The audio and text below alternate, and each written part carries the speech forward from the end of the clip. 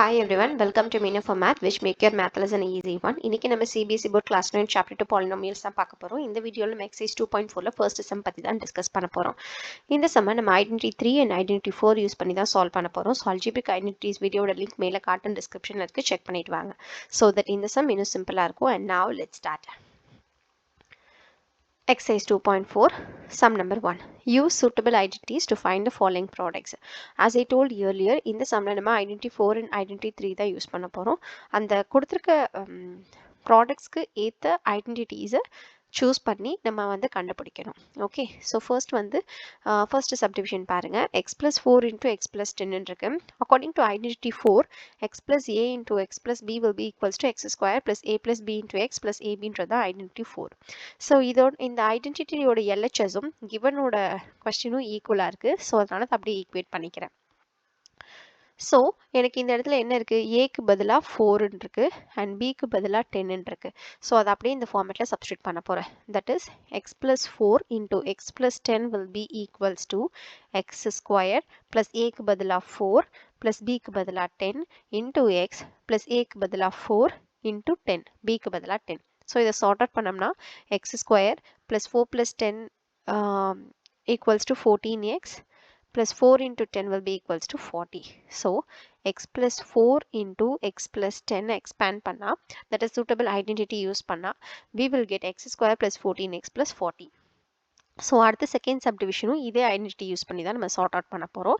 So but இங்கே என்ன ஒரு சேஞ்ச் இருக்குன்னா, ஏ இருக்க வேண்டிய இடத்துல 8 அப்படியே இருக்குது, எக்ஸ் ப்ளஸ் ஏ. ஆனால் பி இருக்க வேண்டிய இடத்துல எனக்கு -10 இருக்குது, இந்த இடத்துல ப்ளஸ் பின்னு இருக்குது. ஸோ என்ன பண்ணிக்கிறேன்னா, பியோட வேல்யூவை -10 எடுத்துக்கிறேன். ஸோ இப்போ இந்த சேம் ப்ராசஸ் தான். அதே x plus 8 into X minus 10 will be equals to x square அப்படியே எழுதிக்கோங்க. ப்ளஸ் ஏக்கு பதிலாக 8, பிக்கு பதிலாக -10 எழுதணும் into X plus AB. So ஏக்கு பதிலாக 8 into பிக்கு பதிலாக -10.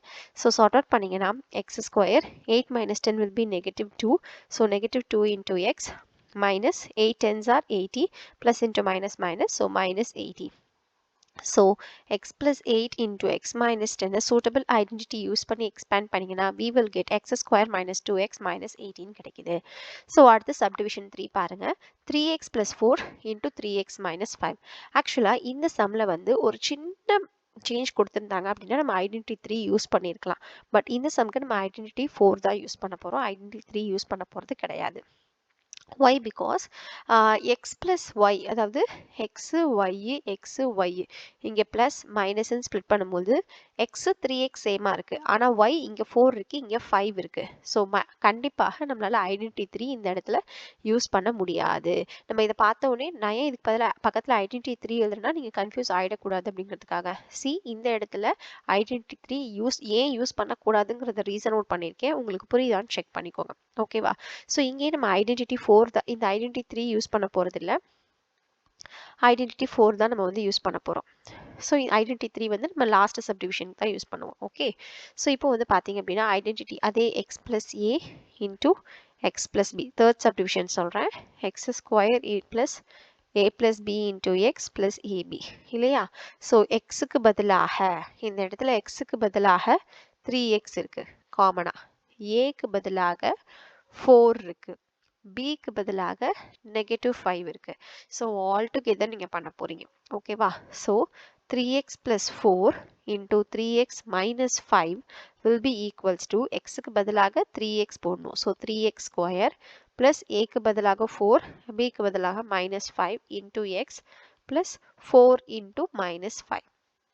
So expand பண்ணுங்க, 3 into 3 9. So 9x square, 4 minus 5 minus 1. So minus x, 4 5s are 20. So minus 20. So 3x plus 4 into 3x minus 5 expand பண்ணா using suitable identity we get 9x square minus x minus 20. Okay, and finally subdivision 4 பாருங்க. Subdivision 4 பார்த்தீங்கன்னா y square plus 3/2 into y square minus 3/2 இருக்கு. So இது வந்து எந்த formula இருக்குன்னா x plus y into x minus y என்ற formula இருக்கு. that is c x plus y into x minus y. xக்கு பதிலாக y ஸ்கொயர்னு இருக்கு, and y-க்கு பதிலாக 3/2 இருக்கு.